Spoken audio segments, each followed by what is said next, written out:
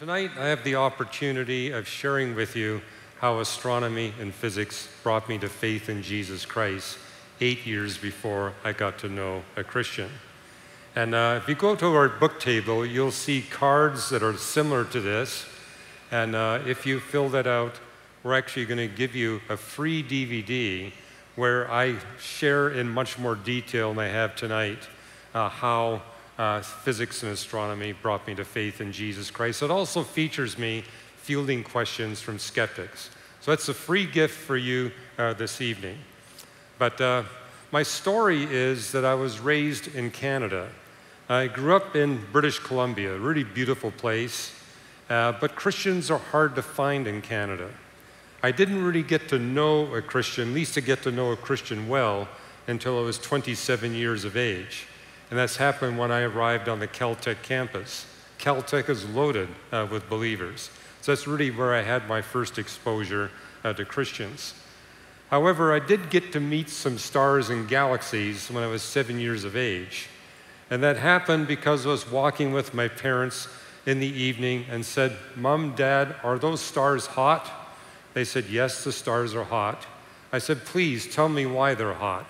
And they said, "You got to go to the library," which is exactly what I did. And I came home with 5 books on physics and astronomy, and I did that every week. Every week I would go to the public library and bring home these books. And ever since I was 7 years of age, I have been deeply fascinated by the universe of galaxies, stars, and the planets. And by the time I was 8 years of age, I knew that my future career would lie in astrophysics. And that's what led me to make some unexpected discoveries, because what happened from the age of 8 onwards is I would pick a particular subdiscipline of astronomy and give that an in-depth study. So one year I looked at stellar interiors, another year at the atmospheres of stars and the structure of galaxies. And when I was 16, I devoted a year to studying cosmology. Now that's not the same as cosmetology. There really is a difference. Cosmology is the science of the origin and history of the universe. And that was a time when there was a lot of debate going on. Is it a steady state universe? Is it an oscillating universe? Is it a Big Bang universe? And there were 2 or 3 other theories. But at that time, the evidence was heavily favoring that it was indeed a Big Bang universe. And if it's Big Bang, that means there's a beginning. And if there's a beginning, there must be a beginner. And so starting in age 17, I went on a quest to find the beginner of the universe. And I first looked for that beginner in the writings of Immanuel Kant, because he's the father of modern cosmology. And he writes about God. But what he wrote in his Critique of Pure Reason is that space and time have existed for eternity. And I knew that was incorrect. Space and time didn't exist until the universe came into existence. And he had other ideas that were not fitting what I knew to be true about astronomy.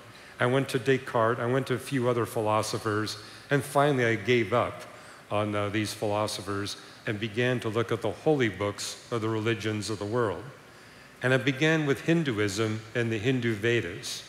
But I discovered in Hinduism, they teach that we live in a reincarnating universe, a universe that goes through endless cycles of rebirths, where the universe is born, it dies, it's reborn, it dies again, but with a cycle of 4.32 billion years. And I knew that number was not correct. I also knew that the universe had an entropy measure that was 100 million times too high to permit the possibility of a rebirth of the universe. And so I put Hinduism aside. Now, the high school I went to in Vancouver was predominantly Asian. We had a lot of Buddhists, and so they encouraged me to look at the Buddhist commentaries. I discovered that Buddhism teaches the same cosmology as Hinduism. And we had a couple of students in our high school that were Muslims. I looked at the Quran, and I noted that the creation texts in the Quran contradicted one another. One of them implied that the planets were more distant than the stars. And even with the naked eye, we know that that is incorrect. There was a gentleman in our school who was of the Baha'i faith, and he says, he was looking at my studies, and he says, what we do in Baha'i is we take the kernels of truths from all the different religions and we put them together into a consistent package. I says, great, show me what you got. A week later, I went back to him and said, well, from what I can tell, what's happened in Baha'i, they take all the errors of the world's religions and put them together into an inconsistent package. And he said, well, show me what you've got. And he wound up leaving the Baha'i faith. Now, when I told you earlier that I didn't get to know Christians until I was 27 years of age, I actually did see some from a distance when I was growing up. So, for example, when I was 11 years of age, there were two men that came into our public school and put 2 boxes on our teacher's desk and left without saying a single word. But in those boxes were Gideon Bibles. And we're all invited to take one. And every one of us did. My Gideon Bible stayed on my shelf, untouched, unread, for 6 years. And in hindsight, I'm glad I didn't pick it up right away, because the Gideons gave me a foreign language edition that we call the King James translation. But the benefit of a high school education in Canada is starting in grade 7, we would go through 2 of William Shakespeare's plays every year. So by the time I was 17, I was fluent in King James English.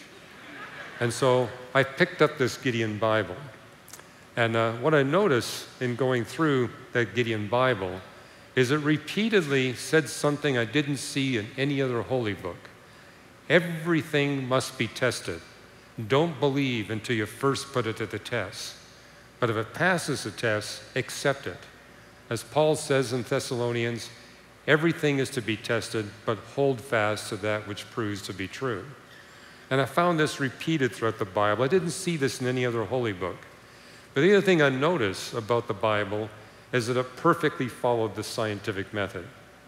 Now, I hear it's different here in America, but in Canada, we're taught the scientific method in grade 1. We're taught it in grade 2. We're taught it in grade 3. We get it every single year. But none of my public school teachers told me where the scientific method came from. When I picked up my Gideon Bible, every time the Bible spoke about creation, the scientific method leapt off the page. And what I realized is the Bible not only commands objective testing, it tells us step by step how everything is to be put to the test. And what I discovered was it was no accident that the scientific revolution exploded out of Reformation Europe. During the Reformation, people were encouraged to read the Bible for themselves. And those with a scientific bent saw this biblical testing method, they applied it to their science, and that was the birth of the scientific method, and that's what launched the scientific revolution.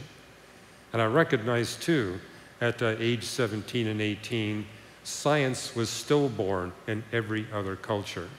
It's only in the Christian milieu that it had a chance to be born and to flourish and to continue to explode to this very day. Now, what I'm going to show you in the next few minutes is how this biblical testing method helps us to see that Genesis 1, the very first page of the Bible, is not a scientific embarrassment. If you follow that biblical testing method, everything it states is correct with respect to modern science, and it's all in the correct chronological sequence. I'm going to share that story because that's what motivated me to begin to make a more serious study of the Bible. It literally took me 4.5 hours to get out of the first page of the Bible because I was checking everything out. But at the end of that, I realized this book is different. This is the only book I picked up where it got the creation story accurate in every detail. Now, let me just quickly take you through it, and then I'll tell you what happened later on as I came to that conclusion. First of all, the opening sentence of the Bible. In the beginning, God created the heavens and the earth. As I was sharing with the men this morning, when I saw that, I said, what are these heavens and earth? And I went through the whole of the Old Testament looking for the word universe. It's not there. What I now understand, in biblical Hebrew, there is no word for universe. there is in Greek, but not in Hebrew. Instead, they have this phrase, the Shamayim Eretz, the heavens and the earth. So whenever you see the heavens and the earth with a definite article in the Old Testament, you'll see it 9 times every time it refers to the totality of physical reality. Not just all matter and energy, but all space and time.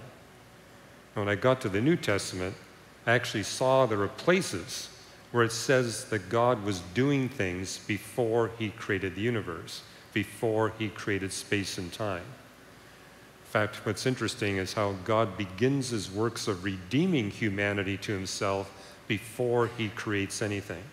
2 Timothy 1:9, the grace of God that we now experience was put into effect before the beginning of time. Or Titus 1:2, the hope that we share in Jesus Christ was given to us before the beginning of time. And that's what's unique about the Bible. The non-biblical books of the religions of the world teach that space and time are eternal, and that God or gods or cosmic forces create within this eternity of space and time. But the Bible stands alone in saying space and time don't exist until God creates the universe. Now, I was just beginning to enter into a physics program at the University of British Columbia when I saw all this in the Bible. That was the same time that physicists in Britain were developing the first of the space-time theorems. And it was those theorems that launched Stephen Hawking to worldwide fame. He was one of the 2 authors on the first of those space-time theorems. In fact, I'm going to show you that theorem right now. I actually got the paper. If you love tensor calculus, you can actually peruse that. But for those of you who are not into tensor calculus, this is the bottom line of the space-time theorem. It basically says space and time are created if 2 conditions are true. Condition number 1, the universe contains mass. Each one of you is living proof that the universe contains mass. I won't point my finger, but some of you are a little more so than others. Okay. Condition number 2, the equations of general relativity reliably describe the movements of bodies in the universe. Now, when I was 17, that was only proven to 1% precision. Today, it's proven to 15 places of the decimal. Today, general relativity ranks as the most exhaustively tested and best proven principle in all of physics. There's nothing we're more certain of in physics than the reliability of general relativity. But what this theorem is saying, if general relativity is reliable and if the universe contains mass, then space and time must have a beginning. Space and time must be created, which implies there must be a being beyond space and time that created our universe of matter, energy, space, and time. So here I was 17 years of age realizing that it's the God of the Bible that has now been proven by physics to be responsible for the universe. Just looking at Genesis 1:1, we can establish it's not the God of Hinduism or Buddhism or Islam or Baha'i, it's the God of the Bible that created the universe. See how rich the opening sentence of the Bible is? Okay.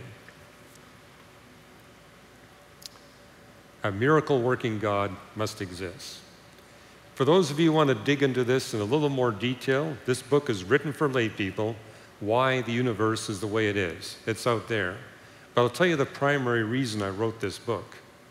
It's basically making the point that not only is the physics of the universe and the laws of physics optimally designed to make possible our existence, it's simultaneously optimally designed to be a tool in God's hand to permanently eliminate evil.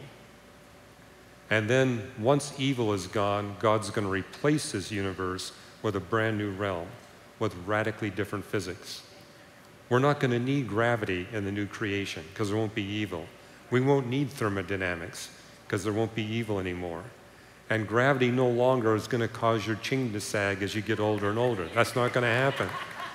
And thermodynamics is not going to cause your body to decay. As it says in Revelation 21, no decay, no death, no electromagnetism, no gravity, because evil will no longer exist. So that's what's in why the universe is the way it is. But what I'm going to take you through the rest of my time here is basically the 4 next steps that were critical in my realizing that the Bible is the inspired, inerrant Word of God. Now, step 1 of the biblical testing method: do not interpret until you establish the frame of reference or the point of view. So I was explaining to the men this morning, the reason why most scientists think Genesis teaches scientific nonsense, they fail to follow that first step. Don't interpret until you establish the frame of reference. Now, the frame of reference for Genesis 1:1 is the universe, but Genesis 1:2 changes that frame of reference from the universe to the surface of the earth. That makes all the difference in transforming Genesis 1 from scientific nonsense to being one of the best evidences that we have that the Bible is scientifically accurate in everything that it declares. It's at the surface of the waters of planet Earth, below the cloud layer, not above the cloud layer. That's the frame of reference for the 6 days. So the observer is looking up, not down on the clouds. Now, the reason that makes a difference is what you see in the initial conditions. Step 2 of the biblical testing method: do not interpret until you also establish the starting conditions. And you see that Genesis 1:2 does both. It gives you the frame of reference and the initial conditions. And what does it tell us about the primordial earth? It's dark on the surface of the waters. The water covers the whole surface of the earth. And the earth is empty of life and it's unfit for life, but now God begins to perform his creation miracles. Now, there are 3 other texts in the Bible that take you through the 6 days of creation: Job 37, 38, and 39, Psalm 104, and Proverbs 8. And I think you're aware of just how much Christians fight over creation doctrine. But the reason for all that fighting, they don't integrate what the Bible's got to say. It's not one book, it's 66 books. The reason why God gave us 66 books and not one book is so we can use the 65 to test what's in the one. God wants us to integrate across the Bible. It's not enough to take the Bible literally, we have to take it literally and consistently.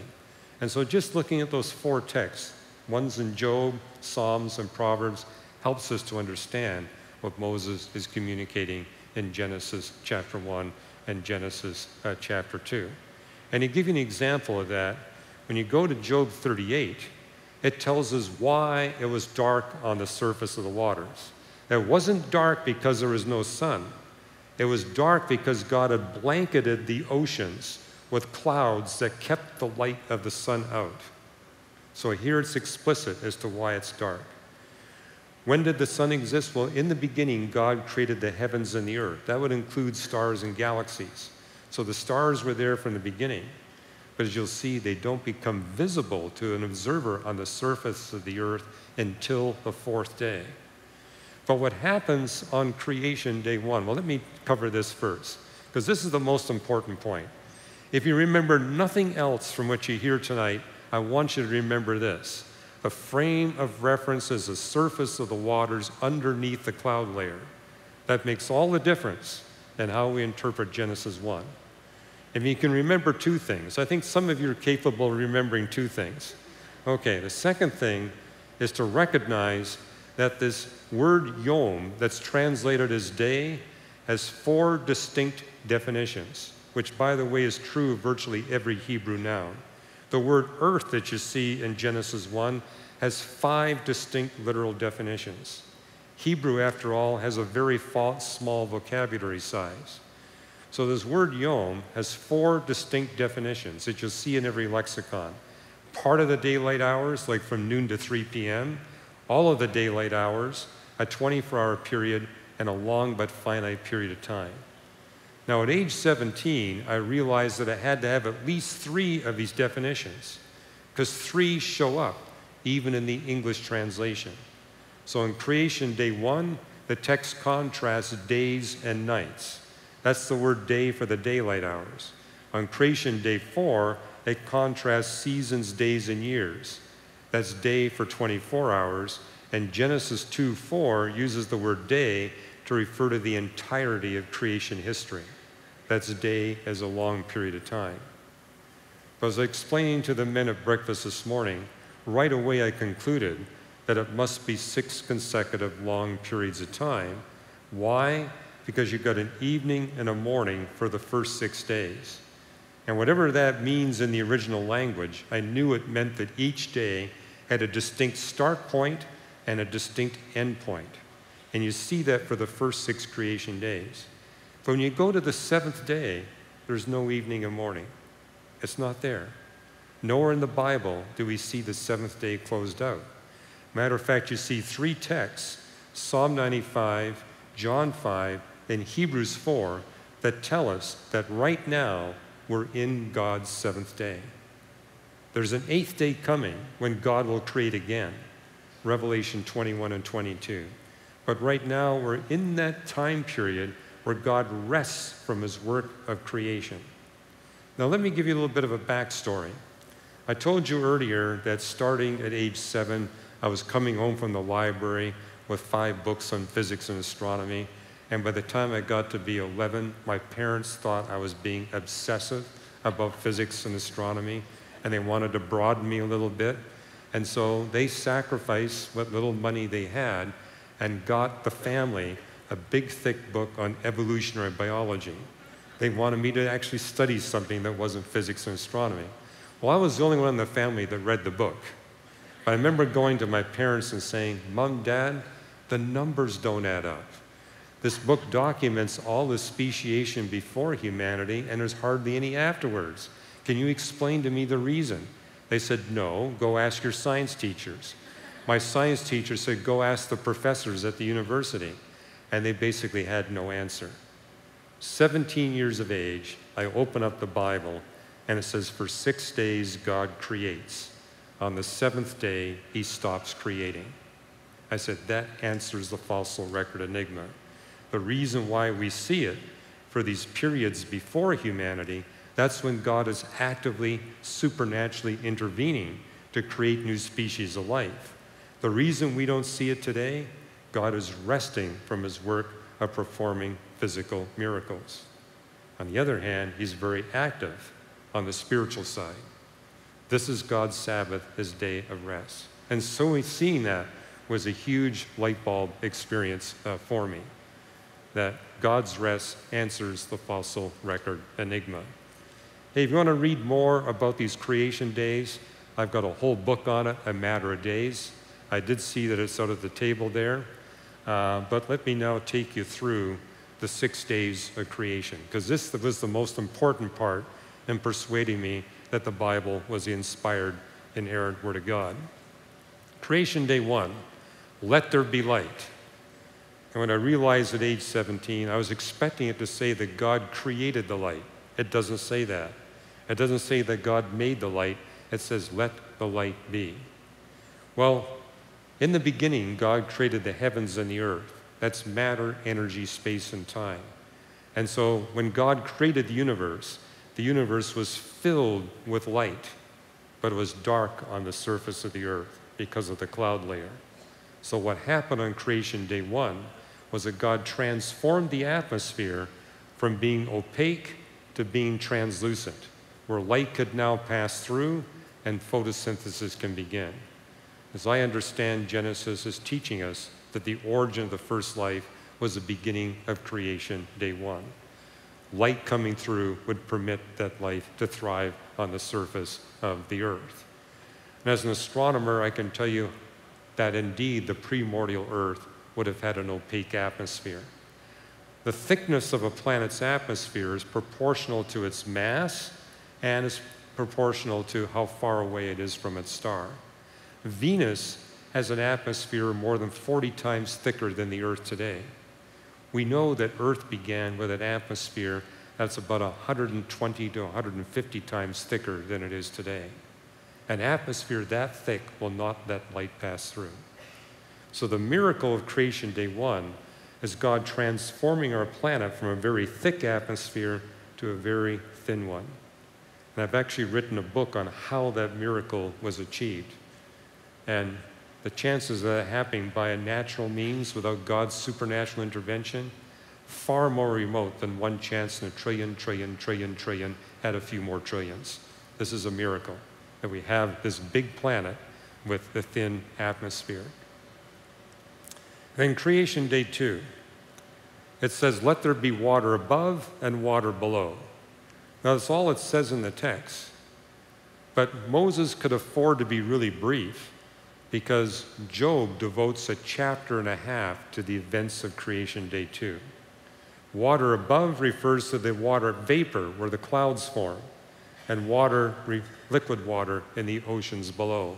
When you go to Job 37 and Job 38, it explains in detail how God set up this amazing water cycle where multiple forms of precipitation fall out of the clouds upon the face of the earth. And these are just 6 of the different kinds of precipitation that are mentioned in the book of Job. Different kinds of liquid precipitation, different kinds of frozen precipitation. But I remember teaching on this in our church, making the point you can find 16 different kinds of precipitation in the book of Job, and we need every one of those to sustain civilization over the face of the globe. And that takes an amazingly designed water cycle to make that. Just to have a water cycle requires a miracle. But to have one that gives all these forms of precipitation so that humans can live over the whole surface of the earth, utterly outstanding. Creation day 2. Now, I don't have time to actually explain to you the miracle of creation day 1 and creation day 2, but we do that in this television documentary, Journey Toward Creation. And it's basically where I take you on a travel journey from the surface of the earth to the very edge of the universe. And in astronomy, the farther away you go, the farther back in time, because it takes time for light to reach us. And so we now have the telescope power that we can image the cosmic creation event. We can actually watch in real time God bringing this universe into existence. Now, whenever I said that, people say, you gotta be exaggerating. We can't get that close to the cosmic beginning. Here's how close we can get. I can show you an image that shows you what the universe was like when it was 1/100 billionth of a trillionth of a trillionth of a second old. That's how close we can get to the cosmic creation event. And it's our ability to image the cosmic creation event which gives us the most compelling scientific proof that a God beyond space and time must have created the universe. And what I explain in why the universe is the way it is, we humans are living at the only time in cosmic history where we get to see 100% of the history of the universe. We're also living at the only place in this vast universe of 50 billion trillion stars where we get to see the whole story. The Bible says the heavens declare the glory of God, but I find it amazing He put us in the only place and at the only time where we could read the whole book of the heavens declaring the glory of God. He wanted us to read that book. All right. Creation day 3. The formation of the continental land masses. Up until creation day 3, Earth was just one watery ball. The water covered the whole surface of the earth. On creation day 3, God transforms our planet from a water world into a world where you've got oceans and continents coexisting on its surface. A fundamental requirement for plants and animals. If you don't have that, you don't have the nutrient recirculation that's necessary to sustain plants and animals. And notice Genesis doesn't mention plants and animals until after creation day 3, until after we get the continents established. Now, I had the privilege at the University of British Columbia from taking a geophysics course from 2 of the 3 physicists that launched the discipline of plate tectonics. Today, that discipline is so well developed, we can tell you in great detail the growth of the continental land masses upon the face of the earth. In fact, I'm going to show you a little graph right now that gives you the history of the buildup of the continents on the face of the earth. documenting that indeed the Bible got it right when it said that the earth began with no land at all, just oceans. Then we get these small volcanic islands, then plate tectonics kicks in, and the continents begin to build up. But what I want you to notice on that graph is that time period where you see the most aggressive growth of continental land masses. It happens when the earth is a little bit less than half of its current age. Where does Genesis put it? The beginning of creation, day 3. A little bit less than half of the story of the 6 days. So not only does the Bible get the scientific details right, it puts it at precisely the right time in the history of the earth. And once the continents are in place, the text tells us, let the land produce plants. Now, I've debated Michael Shermer, the executive director of the Skeptics Society, 4 times in different university campuses. And we've never debated on Genesis 1. At least that's never been the topic of our debate. But it doesn't matter.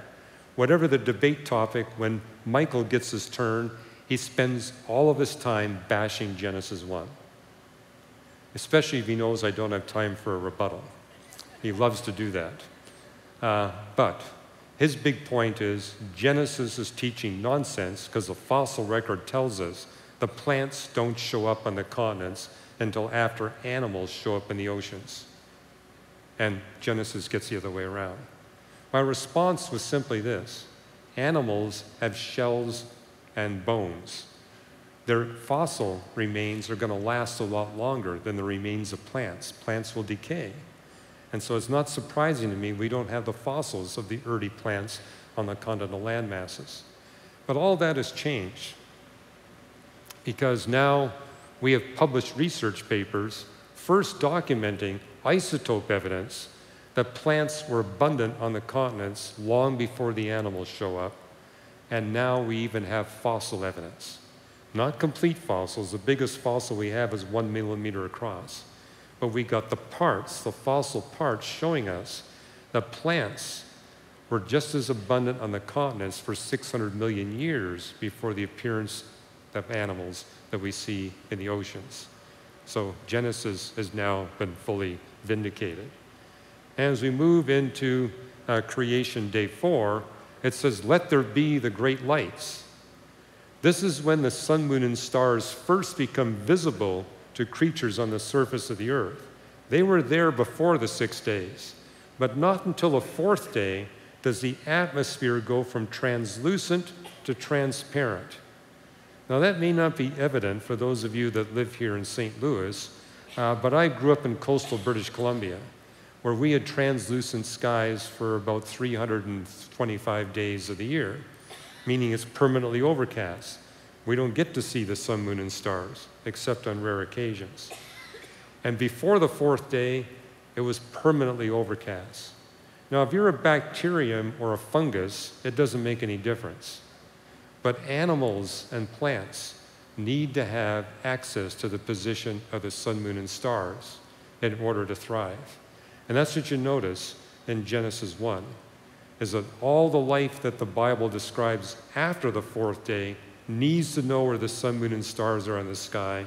All the life mentioned previous to the 4th day doesn't need to know that.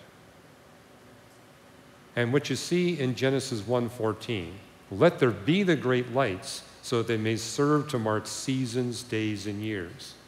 It's the animals that need to know what season it is in order to reproduce at the right time and feed at the right time of the year. And today we know exactly what it was that was responsible for that transformation. It was the second great oxygenation event.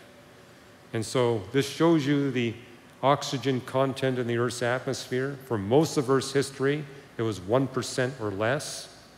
And only about 500 million years ago did it jump from 1% up to 8%.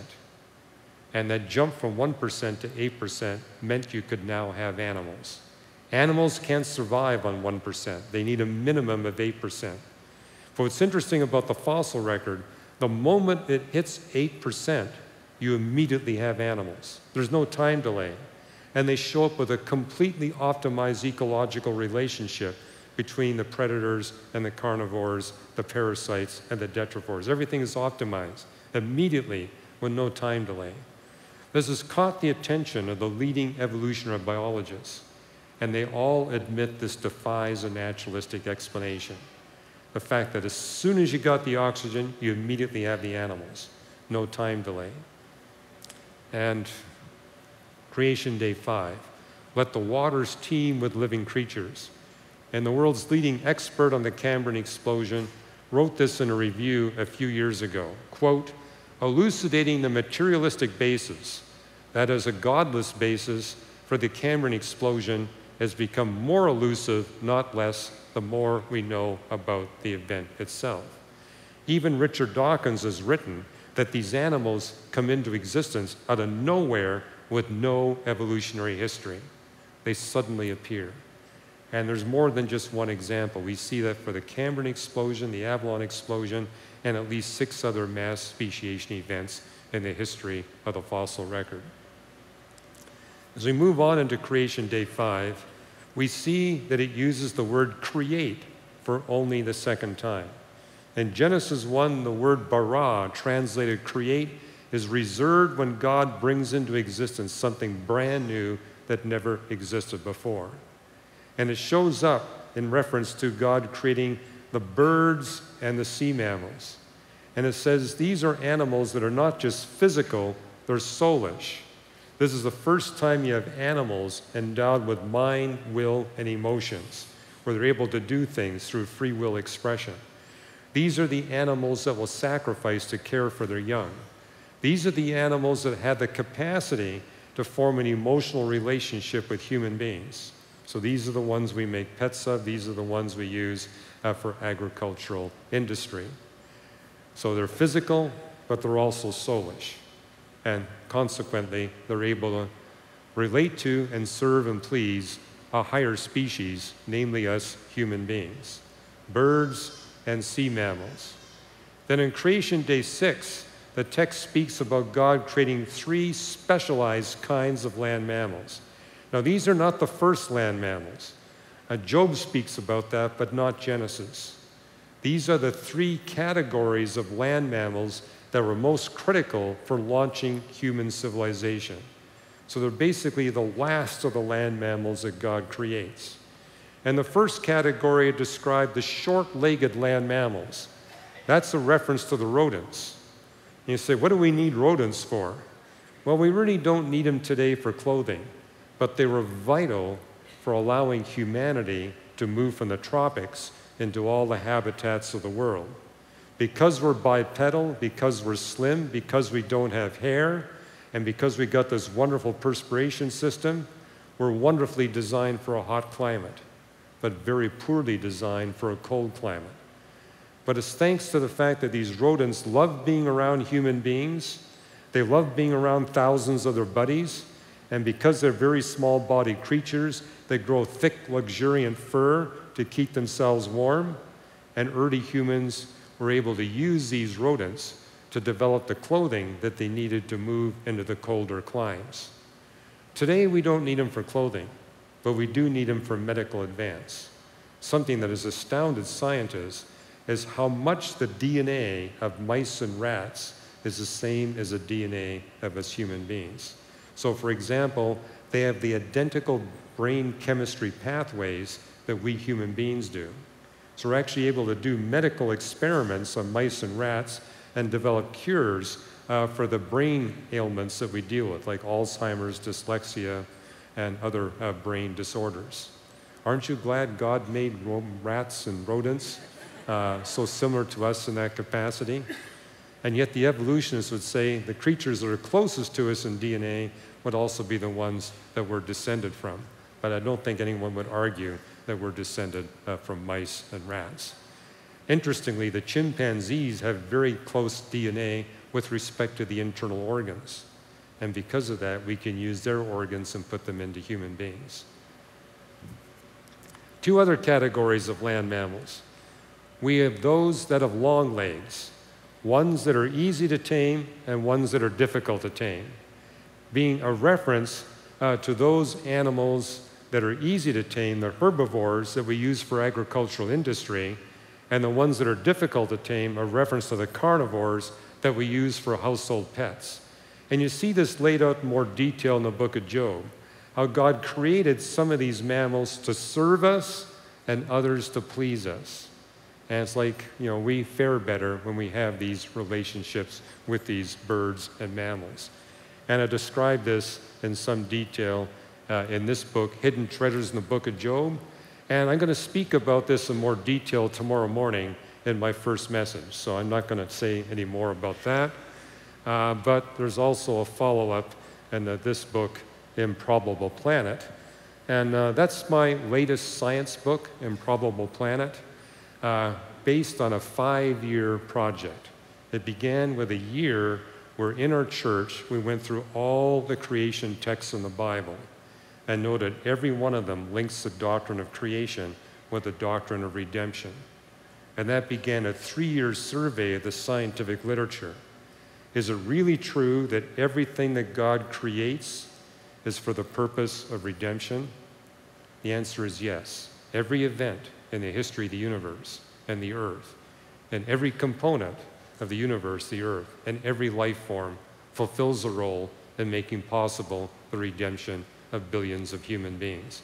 I understand that there's someone in your church is actually going to lead a study group to go through Improbable Planet. But I encourage you, go through it with redemption in mind. That's the key. Okay, last of all, God creates human beings. And here again, it uses the word bara to create something brand new. What's distinct about us human beings, we're the only species of life that is spiritual.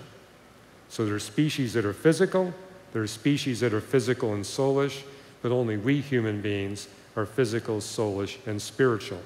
Or to put it another way, God created the birds and mammals to form relationships with a higher species. He created us human beings with a capacity to form a relationship with a higher being. I'll speak about this tomorrow, how Job says, look to the birds, they'll teach you. Look to the beasts of the field, they'll instruct you. What he meant is they'll teach you the spiritual lessons you need to be able to develop a relationship with your Creator. That again will be tomorrow morning's first service's theme. And if you want to read more about Adam and Eve, we put out a book called Who Was Adam? But this is what happened to me at age 17. Recognizing that the word day for the creation days is an epoch of time, and the frame of reference is the surface of the earth, I saw that the Bible got a perfect score in describing the initial conditions and a perfect score in describing the events of creation and a perfect score in putting them in the correct chronological order. I mean, just the probability that Moses could have guessed the correct chronological order without God's help is less than 1 chance in 40 billion. The probability he could have correctly described everything is utterly remote. So seeing that at age 17, I said that my only explanation is that the one that actually did all the creation activity inspired Moses to write this down. And explains why every other creation text I read is filled with scientific errors. Well, that's what motivated me to spend an hour or two every day studying the Bible. It took me 18 months to get to Revelation 22, because what I was doing was checking everything it said about science, history, and geography to see if it was true. And I actually wound up creating a notebook about all the places in the Bible where not only was it scientifically accurate, it was predicting scientific discoveries thousands of years ahead of its time. Because I think you must have noticed that this evening. I'm speaking about what's in Genesis 1 that only scientists in the last century have been able to establish is correct. So for thousands of years, the Bible stood alone in making these statements about the history of Earth's life. And now we can prove everything it said indeed is accurate. Well, by the time I got to Revelation 22, I had found over 200 places in the Bible where it made a prediction of a future scientific discovery thousands of years ahead of its time, and in every single case what it said was accurate. And I calculated the probability that these authors of the Bible could have just guessed all these scientific statements without God's help.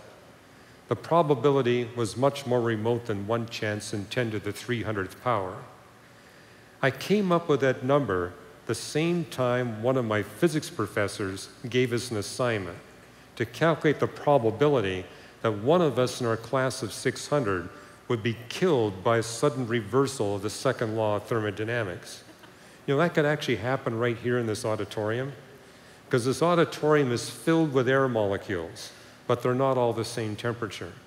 There's actually a statistical probability that the trillions of air molecules in this room that are below the freezing point of water, 6 seconds from now, will wander in the vicinity of this young lady right here and freeze her to death. That could happen. You know what that probability is? 1 chance in 10 to the 80th.